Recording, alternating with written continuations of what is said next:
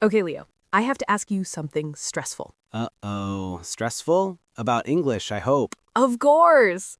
Imagine you have to write a super important email, maybe to a boss or a new client. Oh, I hate that feeling. The pressure is instantly on. Exactly. You draft it, and then you start worrying, is my verb tense right? Did I use the correct preposition? And then you spend 20 minutes on a 3-sentence message. That's the classic English learner trap, right? It totally is. That fear of making a mistake just stops the whole process. Well, we are here today to fix that feeling. We want to talk about how to stop worrying about perfection and start focusing on communication. Hi, everyone. I'm Mia. And I'm Leo. Welcome back to the English Blend. We are here to help you speak and today write English naturally. Today's topic is all about writing professional messages. But really, it's about shifting your mindset from accuracy to fluency. Because even if you are just writing a quick message to a colleague, you need speed. You need to get your point across. Exactly. So grab your coffee and let's get started. So, Leo, let's start with the big language learning words. Fluency versus accuracy. Good idea. They sound similar, but they are totally different goals. I like to think of them like this. Accuracy is about being 100% correct. Perfect grammar, perfect spelling, every comma in the right place. Right. Accuracy's the microscope. It's checking every little detail. It's necessary for things like formal contracts, maybe. But fluency, that's the communication goal. It means speaking or writing smoothly, without long pauses, so that the other person understands you immediately. Fluency is the flow. It's about being understood quickly and effectively. It means I can get my point across even if I make a tiny mistake. And when we talk about professional messages, especially quick ones like Slack or WhatsApp, which one do we need more? Fluency, hands down. If I send an email that has a small tense mistake, but the request is clear, the work still gets done. Absolutely. If I'm fluent, I can write that email in 2 minutes. If I'm accurate, I might take 20 minutes and still panic. We see so many A2 and B1 learners who are stuck because they chase 100% accuracy. It's exhausting, right? They know the rule, but applying it instantly in a message draft, that causes them to hit a wall. That's our first focus. Why does the worry about grammar block fluency? Well, grammar is essentially a set of rules, and rules require thinking. And thinking takes time. If you are writing a message and for every word you have to stop and mentally check, is this the third conditional? Wait, should this be passive voice? You stop the flow. You introduce pauses. You stop focusing on the actual message. The brain has a limited capacity, you know? If 90% of your brain power is on checking prepositions, only 10% is left for crafting a polite, clear request. That's why we emphasize that fluency equals communication, not perfection, especially in quick professional communication. Imagine you are chatting with a colleague about lunch. If you write, "I go cafe yesterday, was good," they understand you perfectly. A grammar check would say, no, it should be, I went to the cafe yesterday, it was good. But the message, the core meaning, got across immediately. In professional life, time is valuable. If your client understands what you need in 30 seconds, that's a win. It's all about reducing that internal editing process while you're writing. That inner critic needs to be turned down. We call that self-correction fatigue. You're trying to write quickly, but your brain keeps stopping you. And the more important the message feels, like that email to the CEO, the louder that critic gets. Exactly, and that's when people hit a wall. They suddenly can't type anything. Their fingers freeze over the keyboard. So let's transition into a little story because this happened to me recently. Oh, a communication blunder? Tell me everything. Not exactly a blunder, but a difference in style. I was emailing a contact in Asia about a project timeline. I used a very direct American-style email. Just 4 bullet points. Need this by Tuesday. Confirm timeline. Thanks, Mia. Clear and concise, very fluent, very efficient. Yes, but the reply I got back was almost a paragraph long. It started with a polite inquiry about my family, mentioned the beautiful weather, and then, buried in the middle, confirmed the timeline. That's a great cultural note. Different professional cultures prioritize different things. In my culture, my professional message prioritized speed and clarity. In theirs, the message prioritized building the relationship first. And this is important for English learners. Understanding that communication isn't just words, it's also about tone, context, and what the professional norms are in that specific country or company. My email was accurate in grammar, but it might have felt cold or rude to them. Their email was polite and warm, but it took me a minute longer to find the core message. The lesson here is that effective professional communication requires both clarity, fluency, and cultural sensitivity, context. But crucially, the initial hurdle is always getting the words out. So let's focus now on how we train our brain to just get the words out and get the point across quickly when we write messages. We have some practical tips. Practical tip number 1. This is the foundation of flow, whether you are speaking or writing. Massive listening input. Massive listening? How does listening help me write an email? That seems backwards. It's actually essential.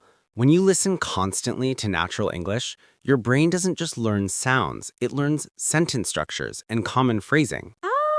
So it builds an internal database of how English speakers structure professional messages. Exactly.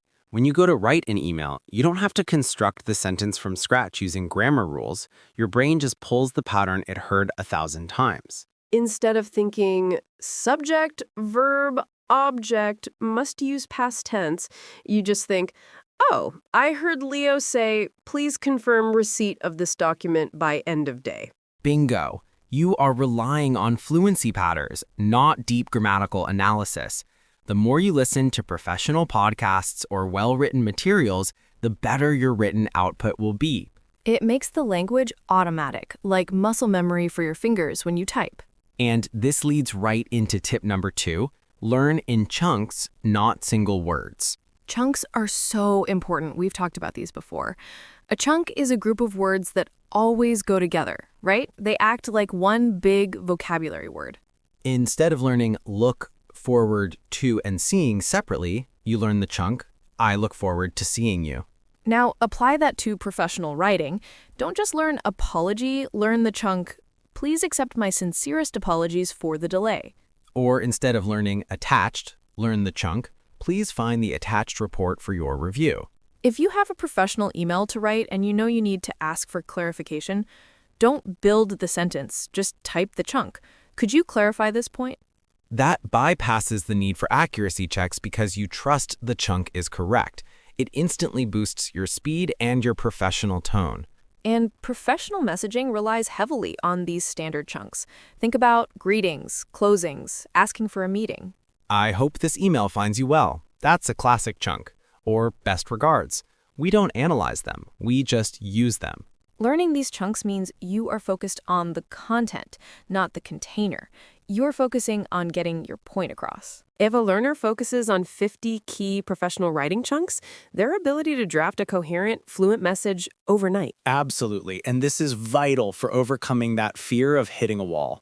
Okay, tip number 3 is a specific strategy for overcoming that grammar check blockage. We call it the 3-second rule for drafts. I love this one for both speaking and writing. The rule is simple. When you are writing the first draft of any important message, say an email or a detailed proposal, you must not pause for more than 3 seconds to check a grammar rule. If you pause for longer than 3 seconds, you are switching from fluency mode to accuracy mode. That's the moment the flow dies. If you can't instantly remember the past participle, just guess or use a simpler structure and keep typing. The goal of the first draft is to empty the contents of your brain onto the screen. It's about getting the point across. You can always go back and edit later. That's the luxury of writing. You don't have that luxury when you're speaking. So if you are stuck between effect and effect, just type one and move on. You can fix it in the final review. But the message is out. The problem isn't the mistake. The problem is the paralysis. The 3-second rule prevents paralysis. It ensures fluency. And this relates to our mindset point. You have to accept that making a mistake in the draft is not the end of the world. It truly is not the end of the world. It's just a rough version. Let's add a couple more quick ones. Tip number 4, simplify the language. Professional messages don't need fancy, complicated structures. No, often the more complex you try to be, the more likely you are to make an accuracy error that then distracts from your fluency. Use simple, strong verbs. Use active voice over passive voice. Instead of writing, a decision will be made by the committee next week regarding this matter. Right. The committee will decide next week. Much clearer, much faster, much more fluent. Tip number 5, the template habit. This is super practical for professional writing. Oh, templates are lifesavers. If you find yourself writing the same kind of message often, like scheduling meetings, confirming delivery, or following up, save a template. You can save the perfect, accurate chunk, maybe a full paragraph, and then you only need to change the names and dates. That's 95% accuracy guaranteed instantly. It frees up your cognitive load to focus only on the 5% that is unique to this specific message. This is how professional fluency in writing is achieved.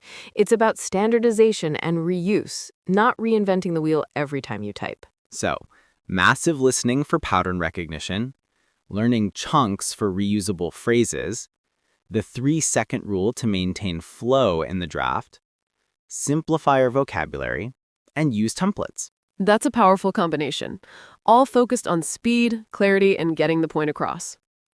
Now let's zone in on some key phrases that are really useful for learners to understand and use when talking about communication. We already mentioned the first one, which is vital for this topic. Get your point across. What does that mean exactly? If you get your point across, it means that the listener or reader understands the main idea or the goal of your message. It means effective communication has occurred. It emphasizes successful transfer of information, regardless of minor mistakes. Example: I didn't use perfect grammar in the presentation, but I think I got my point across about the new budget. If you are writing a message, your main goal should be, did I get my point across? Yes or no? If yes, success. The opposite is failing to communicate, even if your grammar is perfect.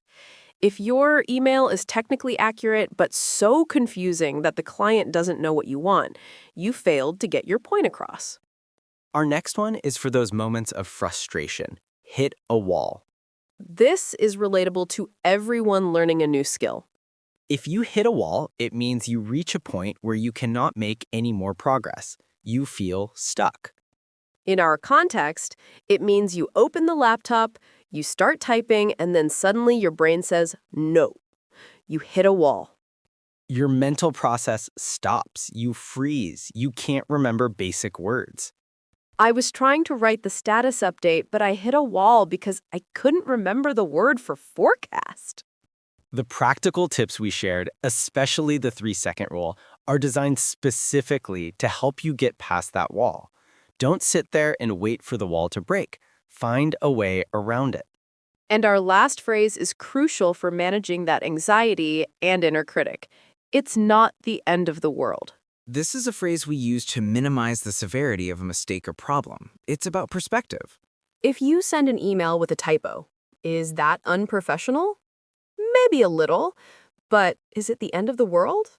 No. The project isn't ruined, your boss won't fire you. It's just a minor error. We need learners to stop treating every small grammar mistake like it's a global catastrophe. It's not the end of the world.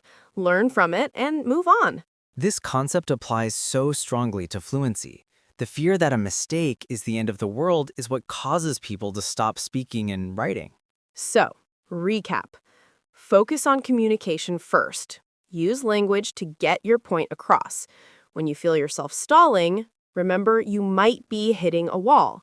And finally, remind yourself constantly, a mistake in a professional message is not the end of the world. Fantastic. That covers the core ideas. We really hope that shift in focus helps everyone feel more confident when they face that blank screen. Because that blank screen is terrifying, right? But now you have tools. Let's quickly reiterate the practical steps that are going to boost your written fluency. We talked about massive listening. Soak up the language patterns. and using those patterns to learn chunks, specific phrases that you can reuse immediately in messages. The 3-second rule to maintain flow while drafting. Just keep typing, don't stop for grammar checks. And simplifying your vocabulary. Strong, clear language is always professional. And using templates for repetitive tasks. Make your communication efficient. Communication is like driving a car. If you stop every 5 seconds to check the tire pressure, you will never reach your destination quickly. You need to flow smoothly to get your point across. That was a great talk. We hope this episode helps you write those difficult professional messages quickly and confidently. Yes, remember to practice using those chunks daily, even if it's just writing to yourself. The more you practice flow, the easier the writing becomes. Send us your best professional chunk in the comments. We love seeing how you practice. We'll be back next time to talk about tricky pronunciation issues in common workplace terms. Don't miss it. Thanks for blending with us today. Yes, see you in the next episode of the English Blend.